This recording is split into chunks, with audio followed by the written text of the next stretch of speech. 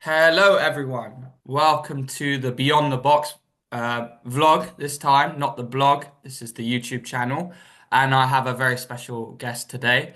Um, I will let him introduce himself, but I'll just briefly say Geoffrey Ben Nathan, Professor Geoffrey Ben Nathan, who actually happens to be a member of my family. Anyway, introduce yourself, Geoffrey.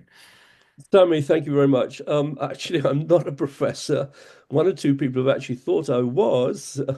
I've even been called Your Excellency on occasion, but just actually, I've just come with an ordinary BA Hons degree.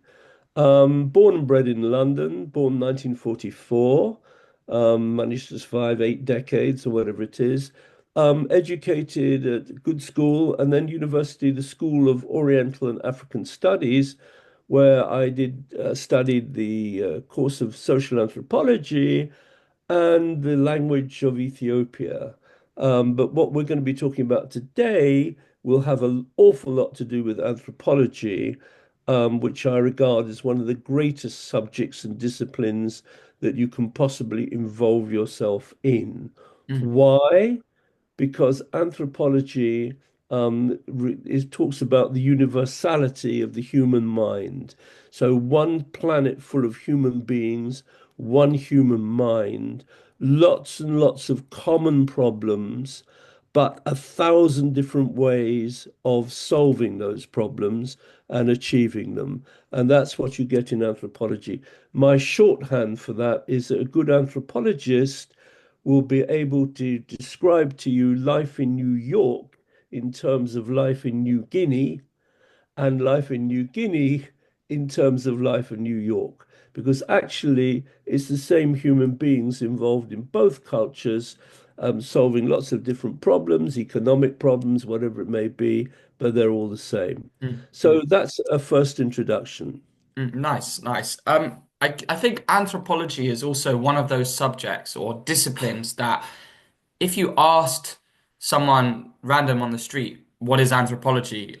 They wouldn't be able to necessarily answer it directly. There might be a bit of uncertainty or lack of knowledge around it. But I agree.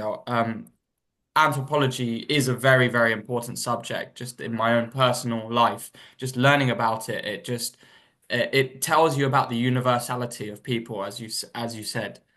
Well, the thing is, actually, Sammy, you're actually far more right than you know. And one of the biggest problems about anthropology is the actual name anthropology. It puts the fear of God into just about everybody. How so? And they just feel that it's full of abstruse and convoluted and ideological, philosophical stuff that they'll never understand. And that feeling is at the very highest level of government.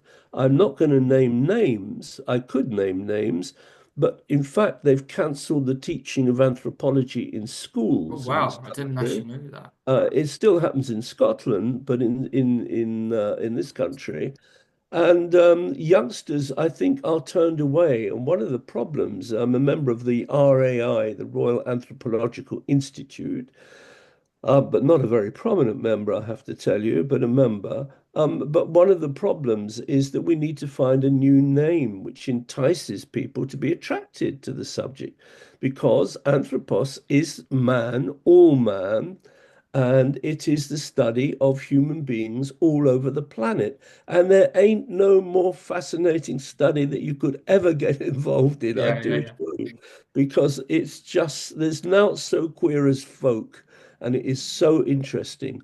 But we're going to have to find another name for it. But Mm. I'll probably be using the name anthropology because I'm sure that all the adherents to your blog, Sammy, are going to be very well informed indeed, and they don't Absolutely, need absolutely.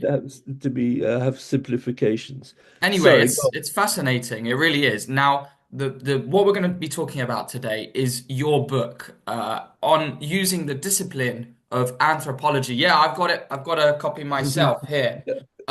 Using the Right. discipline of anthropology to diagnose and also solve and provide solutions to a social problem of um, the transition that young people have towards adulthood. The book, as similarly how you said right now, I'm an adult, aren't I? A bit like that. That's the title of the book by Geoffrey Ben Nathan.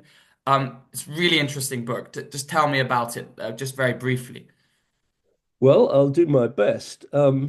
Behind it lies quite a lot of baggage. I studied a 4-year course at the School of Oriental and African Studies, known as SOAS. And it was a very dry, dull course. And it was only by chance when my wife, Auntie Margaret, to use Yeah. came back from Smith's, which we used to have here in Kenton, with a book that had been remaindered. And this book has been absolutely formative for me. And I learned more from this book than I ever did in the 4 years of study at the university. And this is the book here.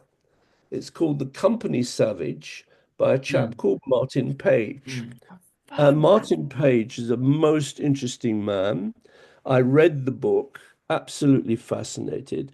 And the book made the connection between the realities of what happens in the tribal world and what happens in our own sophisticated world, Mm, and shows what I've just been saying, that exactly the same procedures, exactly the same rationales occur in all societies. And Martin Page in this book, The Company Savage, which I don't think is a very nice title because I abhor the word savage, but nevertheless, it what would was be the better? What would title. be a better title? I'm not sure on the spur of the moment, but here, quickly at the very front, he shows the structure of a British company and the Mm, structure of the Aquaba tribe. And the book is written with a mm, great sense of humor. It's great, good fun. But it shows that a lot of for chief executive and managing director read I can't remember what he calls it in the Aquaba tribe, but oh, paramount chief, you know. And on that basis, they've got similar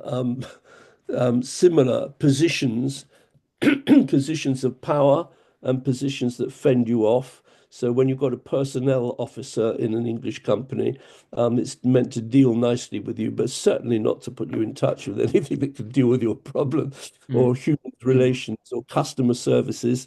And inside the tribe, they've got personnel called Mother, whose job it is to fend you off from the chief. Very, mm. very interesting, and all sorts of syndromes. Again, the subject itself of a lecture. So much of what I'm about to talk about could be the subject of a good hour's interesting lecture. Yes, yes. So I'm fascinated, taught but we this have to taught me continue. exactly. We have to proceed. Then I got another book from a wonderful lady, Professor Jean Lafontaine, called Initiation, Ritual Drama, and Secret Knowledge Across the World.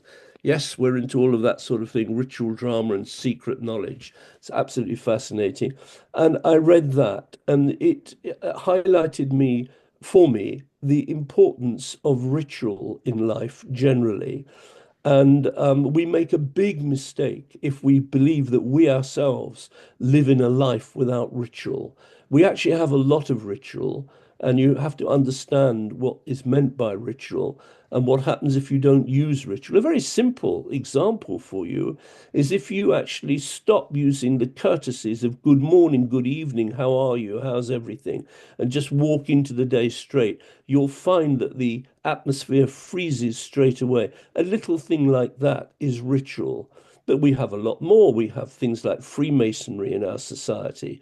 You look at the House of Commons, which is run, a part of my book deals with how Japan solves the problem. And there's no more institution more similar to Japan than the House of Commons, where you're Mm, not allowed on the floor of the chamber to use anybody's name. The only person who uses a person's name in the House of Commons is the Speaker. And that is when he names somebody because they've done something terribly wrong, whatever it may be. And they're usually sort of banned for a week or two after that. But you're right, honourable gentleman, that my my learned friend, and so on and so forth. All those have to be used. And when a lady called Anne Taylor, who was Tony Blair's leader of the House of Commons, thought that she'd get rid of this nonsense, that was the first thing she'd do to make her mark, she got absolutely nowhere. And to this day, these niceties occur, and they occur for a very good, real reason. But anyhow, the particular thing that I felt about our society Mm, is that I quickly learned that societies which are um, lacking in technology are only societies lacking in technology. In many respects, they have ways of doing things which are far more sophisticated than what we have with all our knowledge. And secondly, and most importantly, um, not all societies, societies of high technology, are lacking in ritual. You cannot get a more ritualized society than Japan. And Japan forms one of the sections of my book, What Happens in Japan, where you are in a state of continual hierarchical status. And where you sit in one situation will be completely different as to where you sit in another, even in your family. And you could be the managing director of a major Japanese corporation, but when you come to be with your family, you'll be placed much lower down the rank and so on and so forth. And as a young person, you will never ever leave calling your teacher sensei, teacher for the rest of your life. So the sort of formality that we have here, oh, hello, good morning, everybody. I'm your teacher. Call me Bob. mm.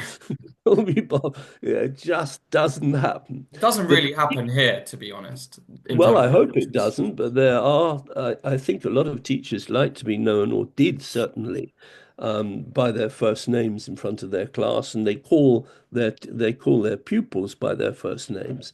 In True. other cultures, that doesn't necessarily happen. Now, the thing in my book that I was particularly interested in is the way that many societies across the world make their children the transition from childhood to adulthood in a way in which we don't. And I got the impression that our society would hugely benefit. So the subtitle of the book I wrote was I'm Adult, Aren't I? And I'll tell you how I came on that title in a minute. But the subtitle is The Case for a Formal Rite of Passage. And also, I just want to So, add for the audience's awareness, there's also a piece of writing here. Uh, I'm not sure if the camera can see it. It says, Understanding Juvenile Delinquency and Creating Adults Out of Children. And your thesis is essentially that our society is doing a poor job of creating adults. very much There are so. lots of children or young people that are acting out in a certain respect with crime or social disorder, or even at slightly softer levels. They just don't know how to orientate themselves and are feeling socially and internally disillusioned with their status. That's your Sammy, thesis. that's exactly correct. Exactly correct. And the title of the book, I'm Adult, Aren't I, comes from my meeting a young boy. I mean, I was about 30 years younger than I am now when that happened. But I met a young boy, and he'd got a cigarette in his little bony hand. He's only 14 or 15. And we were both waiting for somebody, and I had to make conversation. And I see you're into smoking, I said. And he said, Well, I said, sorry. Abada. Well, I love accents and all English accents, but Brilliant, I had a brilliant. problem with that one. I'm adult. Abada means I'm adult, aren't I? He came from South London, and that's what he said. And I suddenly realized that the young man was anything but adult, but he wanted to be adult. And this is the situation. And my research, which I conducted, told me that two-thirds of young people make the transition from childhood to adult without too many problems. Many of them have difficulties. I remember my own son, Uncle Charles to you, that, yeah, Charlie, how are you today? I'm all right. fine. Fine meant I've answered your question. Don't proceed anymore because I'm not going to tell you anything. And you got young people who were sort of very tetchy and very aggravated, but nothing serious. But then there are young people whose behavior causes a great deal of difficulty, gets them into trouble with the law. And the rule of thumb was about one third of young people do have problems which can not necessarily get them in touch with the law, but they get into drugs. And I divined, rightly or wrongly, that the essential problem, um, the essential problem was that they wanted to know who they were. And I created the term destiny testing. And a lot of young people go in for destiny testing. The simple one is jumping into cars and driving along at 30, 40 miles an hour, 50 miles an hour. And then if they've done that successfully, well, have I really tested my destiny? Maybe I should drive at 60 or 70. And of course, it involves in a lot of death, a lot of serious injury. But beyond destiny testing we call it joyriding, isn't it? Joyriding, is that right, Yeah, that Sammy? Yeah, kind of thing. that sort of thing. Other forms of joyriding are um, drug taking, jumping off. Something was called tombstoning. I don't know if you've heard of that one, No, Sammy. no. That's jumping off cliffs into water, Oh, okay. diving Okay. into water, and so on. All sorts of things that young people do in our society, not just the UK, but all over Europe and America, to try and find out who they are. So this doesn't happen in many societies of low technology. I won't use the word savage ever, and I don't like the word tribal societies. So I'll be referring to Low societies technology. of low Low technology. technology. But they are very sophisticated in many ways, and they have what's called rites of passage. Now, a rite of passage is a term initiated by, where is my rite of passage? Arnold van Gennep. Arnold van Gennep wrote at the beginning Can of you the show it for the camera? Amazing. Arnold Van Gennep. Amazing. yeah, Arnold van Gennep, the rite of passage. And rather like Hercule Poirot, Arnold van Gennep was Belgian, just for the record, and he wrote the rite of passage, and it's become a word in our society. And he showed that in many of these societies, the societies of low technology, transition was made from one status to another, not just child to adulthood, but degrees of adulthood from A to B to C to D, all through sort of rituals. And he said that society is rather like, or societies of low technology are rather like houses. You live in rooms and you move from one room to another along a long corridor, a passage, if you like. Mm, And to yeah. make the transition from one room to another, you go along this passage. The passage is itself a passage, and while you're in the passage, things happen to you. It's rather like a ghost train that you go into, where things happen to you, and eventually you graduate into the room. He compared that sort of house in a theoretical house in a society of low technology with houses in our society, which he called open plan. And we all know what an open plan is. There's the dining room, the lounge, the bedroom, everything's open plan, and so on and so forth. Everybody mixes together and so on. Well, that's okay for some people, but it's not okay for everybody. And a lot of people like to know the structure of where they are, when they are, who they are. It gives them security. Now, the point is this. The issue is very simple. If two-thirds of people actually graduate into society with a little bit of difficulty, but not too much, and one third don't. Why should you make the two thirds become, into a program for the one third? This is, Mm. you can see the problem, can't Yeah, you? yeah, yeah, fully. Well, the idea is simple, that regardless of whether you are somebody who finds great difficulty to get into the next state of life or not, there are certain things which everybody should learn and know about. So I proposed a rite of passage for our society, which would have in three ingredients into it: life skills, life experience, and then volunteering. And it seemed to me whether you were a person who wanted to know, where you were, who you are, or whether somebody that made the transition easily, all these things would be very useful for you. But they'd be particularly useful for the person who gets into trouble with the law and goes destiny testing, as I called it.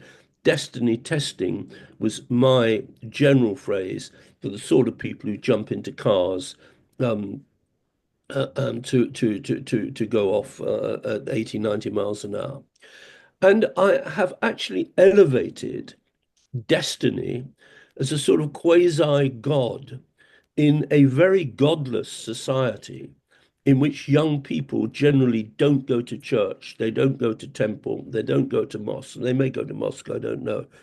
Um, but do they have anything they worship? Well, I don't think they worship destiny, but in certain terms, they propitiate destiny. They are give deference to destiny.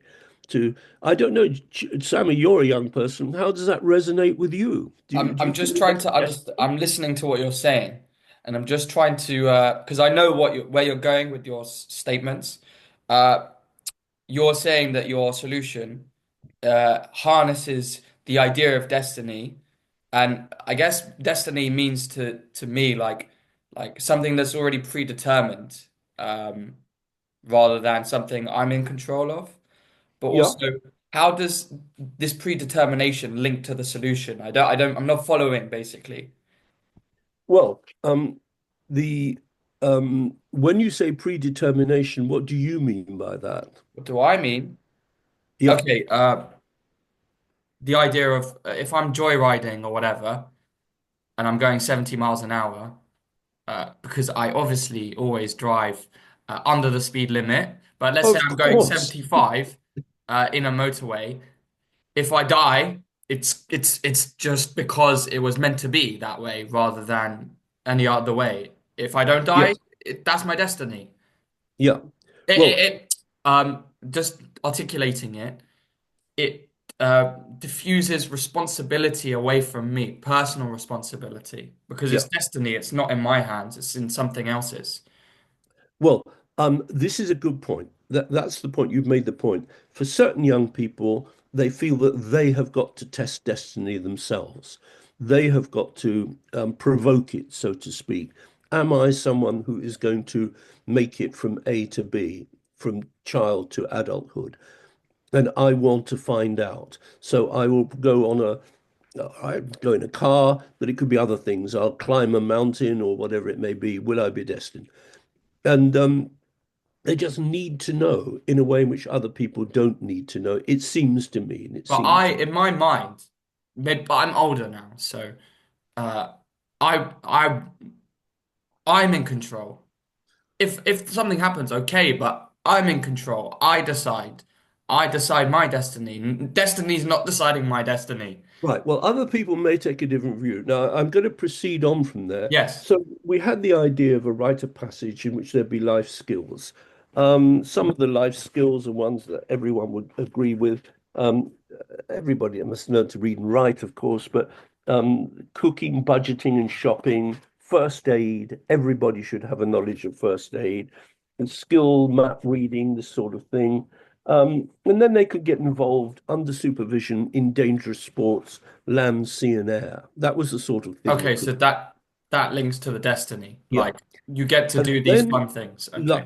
life experience, okay, it would be a wonderful opportunity the way we lead our lives in a society as wide and varied as ours is that we actually have a career in one small part of it, whatever it may be, one small part. This could be a time to be given a chance to see parts of society that you would never see before. So I was going to use a computer to say whether you'd be allocated to nice thing to be in a police car for a week or in the military, but it could be in a library or sewage or whatever it may be. All these people to learn about the society we live in and its huge variety. And then volunteering. So volunteering is terribly important, that everybody should give of their abilities and give of their time to help. And I really do believe that young people can be the salvation of the elderly by being attached to them, maybe a group of two or three young people.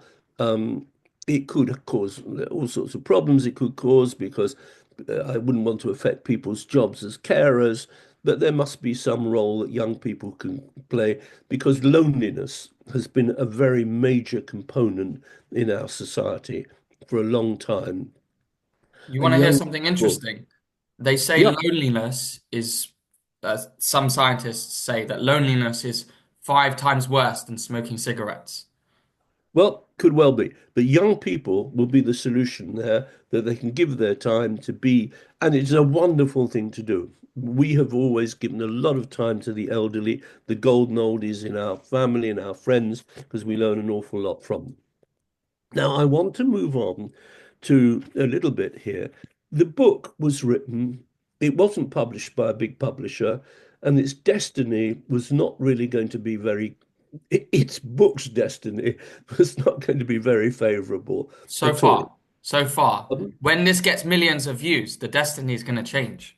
well, Sammy, the story is different. The story is different. Um, in 2010, David Cameron became Prime Minister of this country. And he appointed a youth advisor called Paul Oginski.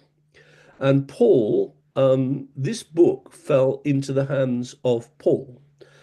Paul was given the task, as far as I know, by David Cameron to give expression to David Cameron's idea called the Big Society. And he wanted a program for youth.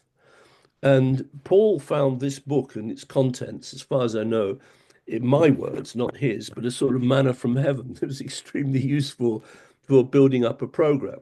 And he constructed something called National Citizen Service. And National Citizen Service, some of your blog listeners may know, has existed from 2010 until November 2024, when it was closed down by the Mhm. current secretary, Lisa Nandy. Now, this was a very interesting um, scenario.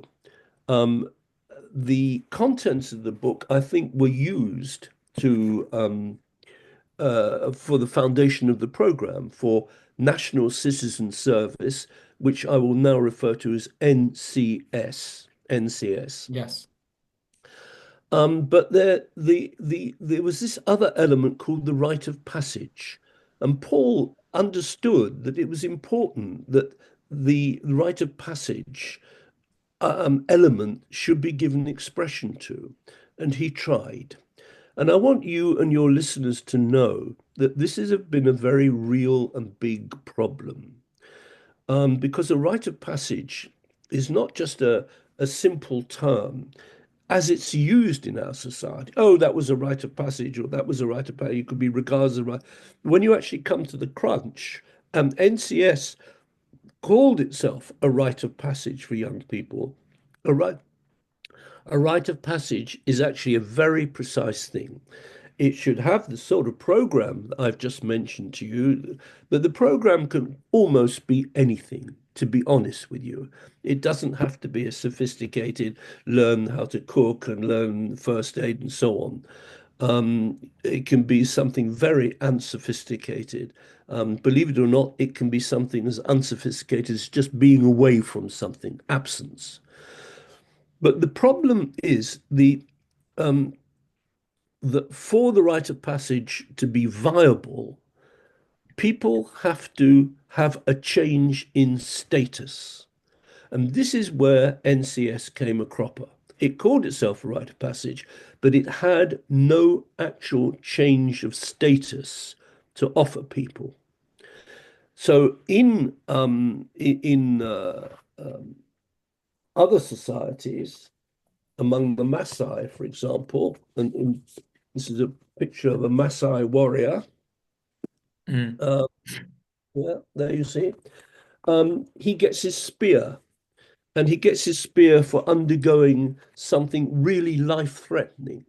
Among the Maasai, at a certain age, it's not a fixed age, by the way, it's variable age. There's a period of time when it can be done. And if you don't have it done in a period of time, you have to wait maybe 4 or 5 years until it can be done. But you have adult male circumcision without anesthetic. And it's a very, very painful thing to do, and so on and so forth. But when you've done that, you become a fully fledged Maasai adult, young adult, and you're entitled to carry a spear.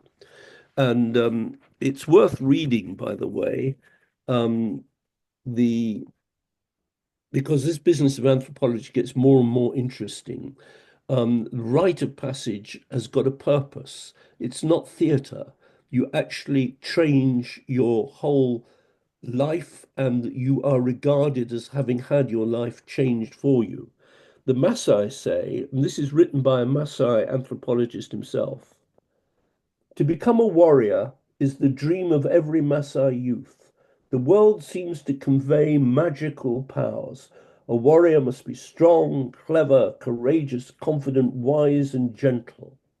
In addition to the practical services they provide for the group they live among, warriors also add an immeasurable sense of excitement, adventure, and romance.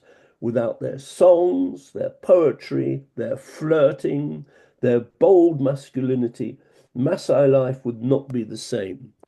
I don't think we've got any equivalent in our society to match anything like that. Mm. But that's a degree of transition that one gets from a Maasai child to a young Maasai adult, and so on. So our NCS didn't have any sort of thing to give to young people that the public would recognize, because in a rite of passage, there are a number of elements. There must be some sort of rite, there must be the passage, the things you go through, the program, When you say and right, what do you mean by that? some Something you sort of get afterwards, or well, no, that's at the end of it. But above all, and I'm conscious of time, it's it okay. must We're all right for it now. must be public. It Public, must public. be public. If it's not public and the world doesn't know, it's a waste of time. And NCS failed because it had a huge budget. It consumed, would you believe, between 2010 and 2024, near on 2,000 million pounds worth of public expenditure put into this program. 2 billion pounds virtually. Mm. But at the end of the day, they had budget which was not taken up because the young people wouldn't buy into it. The young people would not buy into it. The program itself was not enough. There I was can nothing. personally relate to what you're saying. Go on, how? Well, just for our audience and for your awareness, we are limited a little bit on time right now. We are probably, this is a fascinating discussion. We're going to have a part two here, whenever that is. Um, it might be today or it might be tomorrow, but we will have to do part two. But I want to say that I remember when I was a kid, they did an assembly at school on NCS. And I think this was at the same time that Duke of Edinburgh the Duke of Edinburgh Award was going on, and some of the things like life skills, life experience, volunteering, that was already being done in the Duke of Edinburgh Award. So I was thinking, well, I do DofE, Duke of Edinburgh. So why would I do this? And I also remember thinking, this seems a bit boring. I don't want to do this. So maybe their delivery was poor. Well, the point was, what were you going to get at the end of it? Was it Yeah, going to be the same absolutely, status? absolutely. I was like, what is this? Yeah. So I, in my book, proposed a particular plan for a change of status, and it's been uniformly not accepted. And the biggest problem of it all, summed up in simple sentences, on the one hand, you've got the establishment. You can't do that. You can't. You're going to humiliate me. You can't. He might die. And by the way, as a matter of interest, among the Maasai, about 1% do succumb to not recovering from the circumcision without anesthetic. And what happens then is Wait, that you're people not go, proposing circumcision for society, though, no? I want to tell you something.